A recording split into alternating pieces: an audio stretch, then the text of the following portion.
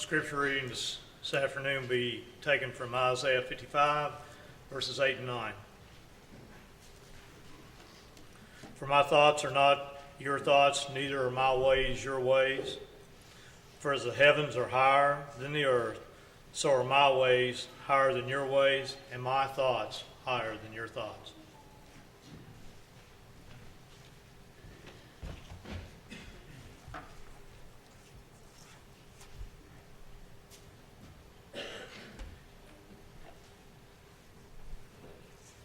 A shoe manufacturing company decided to see what the marketing possibilities would be for their business in the Congo. And so they decided to dispatch two of their best salesmen to this underdeveloped part of the world and waited for a response. One of them wrote back to the company and said, "The marketing possibilities here are nil. Nobody wears any shoes." The other wrote back and said, "Marketing possibilities are out of this world. Everybody is barefooted." You know, when you stop and think about it, and it's really not hard to do so, the way we look at things can mean the difference in success and failure. It can literally mean the difference in life or death, heaven or hell. It all really boils down to how we see things. What is our focus? What are we paying attention to? You remember when God instructed Moses to dispatch, and Israel decided, in fact, to dispatch spies into the land of Canaan to possess it because God had promised this land for centuries to those people. 10 of the 12 came back and said, "We are but grasshoppers in their sight. We cannot overcome the inhabitants of the land." Joshua and Caleb had a different attitude. "We are well able to overcome because God is with us." It really mattered, didn't it, where their focus was, what they were looking at. The 10 spies saw fortified cities. They saw really big people, fierce warrior-like people. Joshua and Caleb saw God, their deliverer.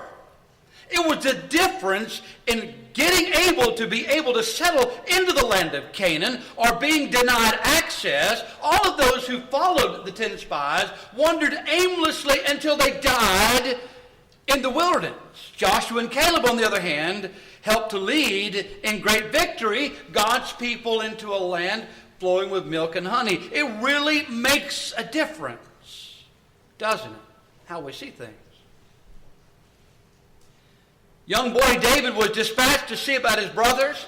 As he came into the camp, he heard Goliath defying God and the army of God.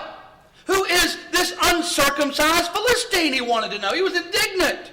And he saw his brothers, and he saw all the fighting men of Israel, and what were they doing, and what were they saying among themselves? "This man is so big, we can't possibly take him." And David said, "He's so big, I can't possibly miss." It really makes a difference how we see things and how we respond to things. What is our focal point? David, again, gives us insight. The battle is the Lord's. It's not about me. It's not about my armor. It's not about what I'm equipped with. It's about who I'm working with and who's working with me. The older I get, the more I'm aware of this next point. But if we think about how we see things, sometimes our vision is blurred for different reasons. In my case, my vision is blurred of things that are close at hand. The closer it is to me, the less inclined I am to be able to see it clearly. I'm not an optometrist. I'm not going to tell you what that means. I don't know if that's near or far-sighted. I get confused by the way. I'm dyslexic when it comes to understanding the difference between near and far-sightedness, but I've got a problem. I can't see things up close. That's why I'm wearing these goofy-looking glasses, so I can read my notes and read my Bible, because I can't see it unless it's, if you're holding the Bible out there, I might could read it, because I have no problem seeing things from a distance. My wife, on the other hand, has a problem seeing things at a distance. So we get along pretty well. We don't both have to wear our glasses at the same time, depending on what we're doing. But sometimes we're not able to see clearly as God would have us to see, because we're too close. And so our vision is blurred. I think this is what Solomon envisioned, pardon the pun, in the book of Ecclesiastes, as he described a life of a man that literally was pursuing with reckless abandon wine, women, and song. Anything his heart desired. He didn't deny himself anything. And so he pursues all of these things. And at the end of it all, he said, it's meaningless. It's just striving after the wind. Vanity of vanities. All is vanity, says the preacher. And there's only one thing worth living for and basing your life on. Fear God and keep his commandments, for this is the whole of man. That was a wonderful conclusion to reach, but notice how all of this experiment of his was seeing life close at hand. He embraced everything the world has to offer and realized it leaves us empty and hollow inside if that's all we're pursuing. And I'm saying that sometimes we're not able to see clearly because we're too close to the things of the world. Love not the world, neither the things that are in the world. For all that is in the world, the lust of the flesh, the lust of the eyes, the pride of life, is not of the Father, but of the world. And the world passes away, and the lust thereof. 1 John 2, 15 through 17. We're all familiar with this text. But sometimes we lose sight of the goal because we're so close to the things of the world. We really need to pull back from the world and not be so inclined to embrace the things of the world. Other times, our vision is blurred because we're seeing it too far away. You remember just a few weeks ago, we looked at Peter. Remember how boastful he was the night that Jesus declared, "You're going to deny knowing me." And Peter's like, "Lord, I don't care what these others do. I'll go with you to prison and to death." He was very boastful, but as you recall, he did later deny even knowing the Lord. But it's interesting, as we noted in the gospel record, Peter followed Jesus, yes, but he followed him at a distance. He followed him afar off. And we took note then about how oftentimes as Christians we're too far away. We're too far removed from the things God would have us to be involved in, like being regular in our attendance at church services, Bible study, prayer life, ministry to others, etc., etc. These are the kind of good things, wholesome activities we need to be involved in. Sometimes we allow too much distance between ourselves and these things designed to help us in order for us to be able to see clearly. The real challenge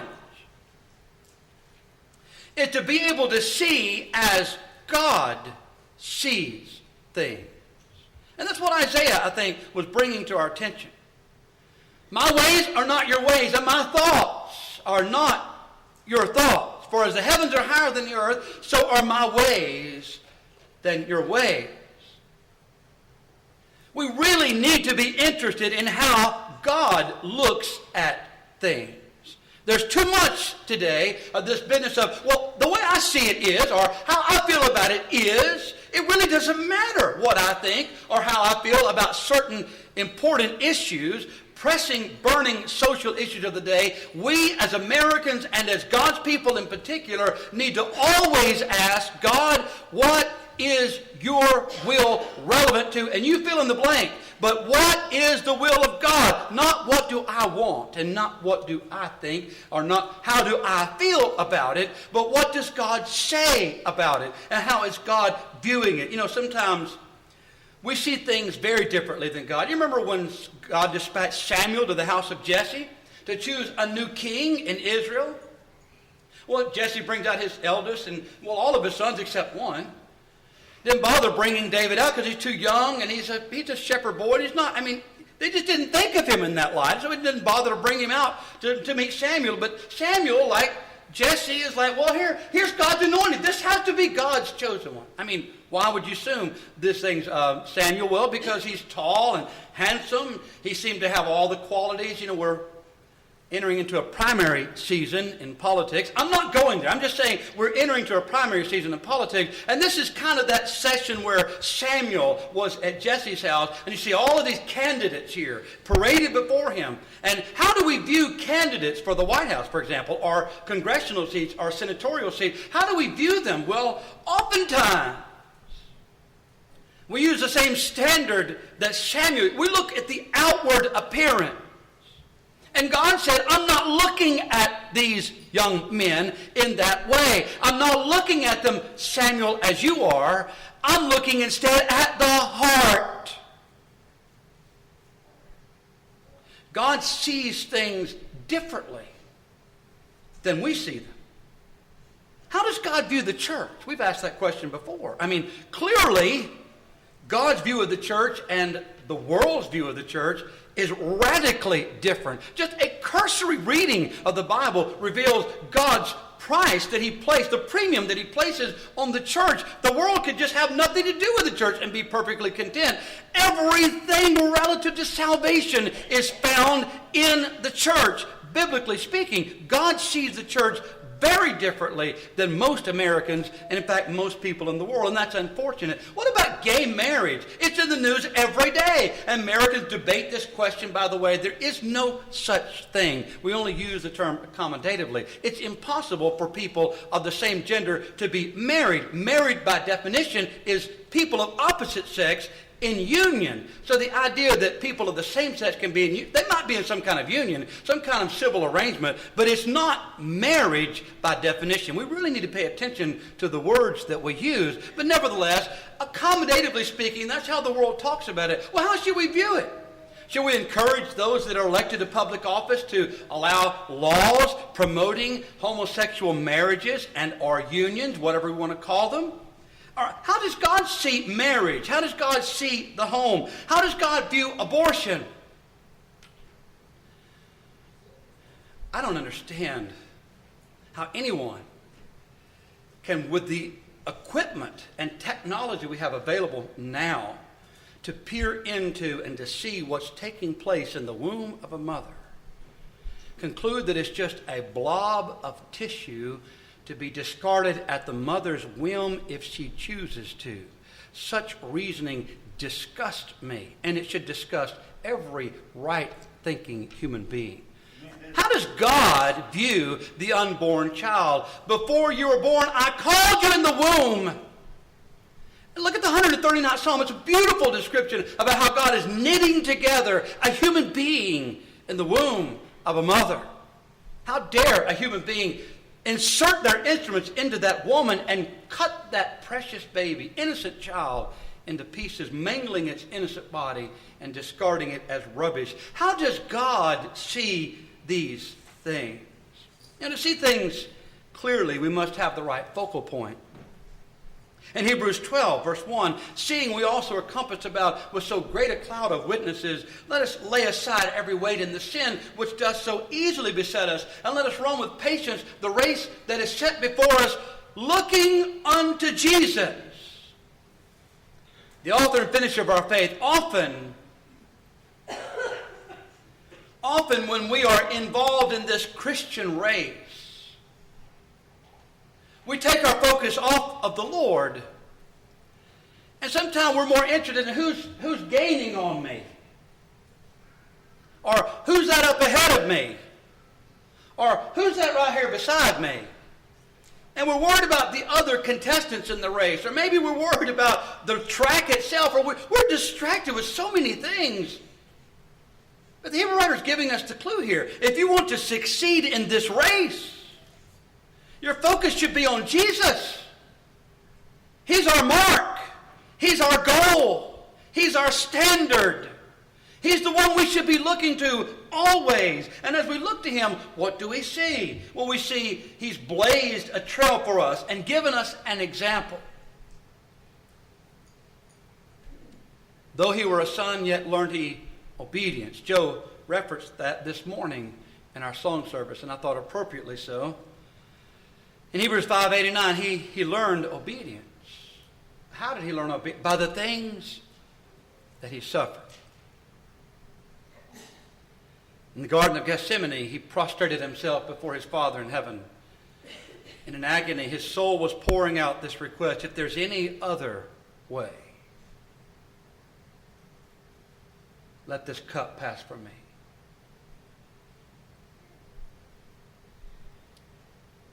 Nevertheless, not my will. Isn't that the essence of obedience? It's not my will. There's something you want very badly, long for regularly, wish you could have more than life itself, but you know that it's contrary to the will of God. Look to the example of Jesus. Did he wish to be delivered from that hour? Indeed he did. He said as much. But though he were a son, yet learned he obedience by the things which he suffered. Even as a child growing up in the home of Joseph and Mary, he grew in wisdom and stature and in favor with God and men. Luke chapter 2, verse 52. As Christians, as followers of Jesus, we are instructed ourselves to grow in grace and in the knowledge of our Lord and Savior Jesus Christ. Are we following in his footsteps? Are we keeping our focus on Christ? He kept, during his lifetime, his focus constantly, always on his mission. You know, it's interesting in John chapter 2, when they ran out of beverages at the wedding feast in Cana of Galilee, his mother came to him. Of all people, his mother. He even rebuffed his own mother. When she said, they've run out of beverages. Can you help them? My hour is not yet come. He granted a request, but notice how he was laser focused on his mission. I'm here for a reason, and this really isn't it. That seemed to be what he's saying. This is kind of a sidetrack. I'm going to do this, and no doubt it had a byproduct of helping to set, the standard for all of the other signs and miracles he would work. But nevertheless, his focus was like a laser beam directed at his. Why am I here? I've come to seek and to save that which is lost. He never lost sight of his mission. In John 14, when he knew that his death was imminent, I'm going to prepare a place for you, that where I am, there you may. He never lost sight of his mission. Nor must we ever lose sight of our ultimate goal. Therefore, we do not lose heart. Even though our outward man is perishing, yet the inward man is being renewed day by day. For our light affliction, which is but for a moment, is working for us a far more exceeding and eternal weight of glory. While we do not look at the things which are seen, but at the things which are not seen. For the things which are seen are temporary, but the things which are not seen are eternal. Where is your focus?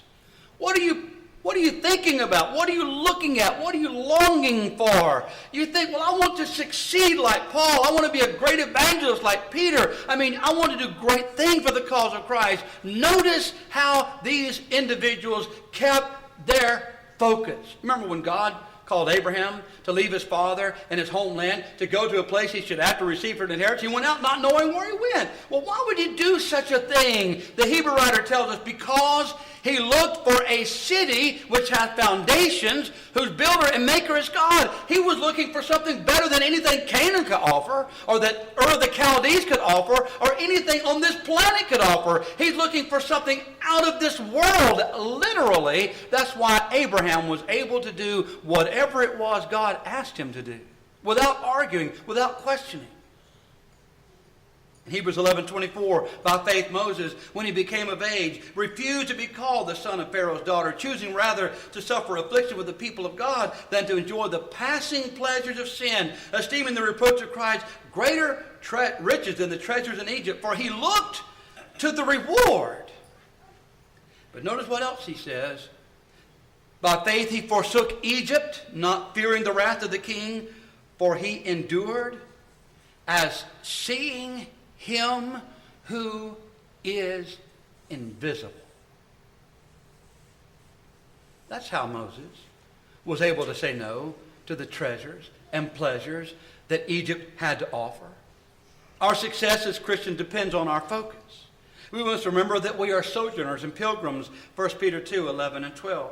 That our citizenship is in heaven, Philippians 3, verse 20 and 21. That's why we must change our affection. If you then were raised with Christ, seek those things which are above, where Christ is sitting at the right hand of God. Set your mind on things above, not on things on the earth. For you died, and your life is hidden with Christ in God. Where is your affection? Where is your attention? Where is your focus? In Matthew, the 14th chapter, beginning around verse 22, Matthew tells us that Jesus instructed his disciples to get in the boat and go on the other side of the sea. And so they got in the boat and did as the Lord commanded. He didn't go with them. And they're out in the open water. Some time has passed, and they saw something, and they weren't sure what they saw, and they even cried out, "It's a ghost!" But then they realized it was Jesus. "It's me. Don't be afraid."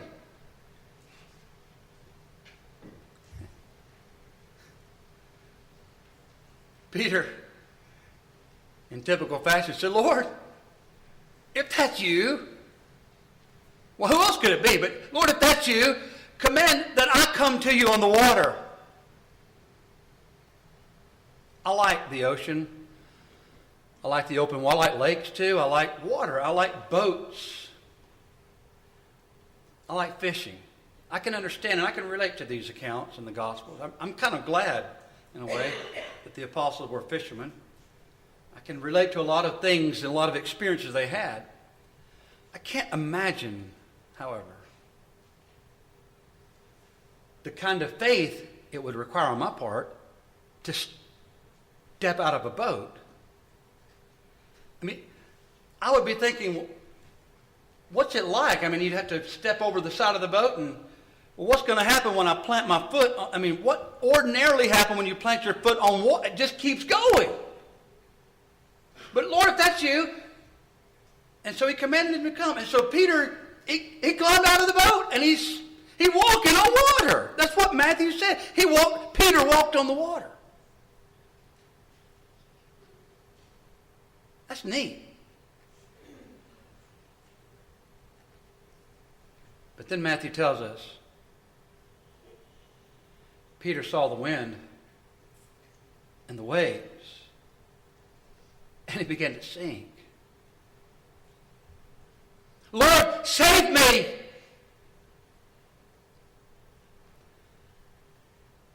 This is not by accident that we're told these details. The minute he took his eye off of the Lord and started focusing on all of the trouble around, think about that and how it relates to our lives. The wind and the waves of our life come in a variety of forms and sizes and shapes. Winds and waves can come in health-related issues, can come in financial crises, can come in domestic disputes. It comes in so many ways, sometimes often unexpected and even tragic ways. And we see all these waves and wind crashing in our lives, and we start focusing on all of these negative things. And we begin to sink in despair and hopelessness. Because we're not looking to Jesus, the author and finisher of our faith. Isn't it wonderful to know that even though, like Peter, we can and often are distracted by these things, and we can at times begin to sink, but isn't it grand to know that even though we've really taken our eye off of the goal, and the Lord knows that, He knows that we've messed up again, and we're now sinking again. But isn't it grand to know that we can cry out, "Lord, save me." And His merciful hand is there to lift us up once again. Like Peter, when we begin to sink, at least Peter knew where to return. He knew what he needed to do to make it right. Some of you today may be sinking in doubt and despair and sin. You may be overwhelmed with these things. Maybe because you've taken your eye off the Lord.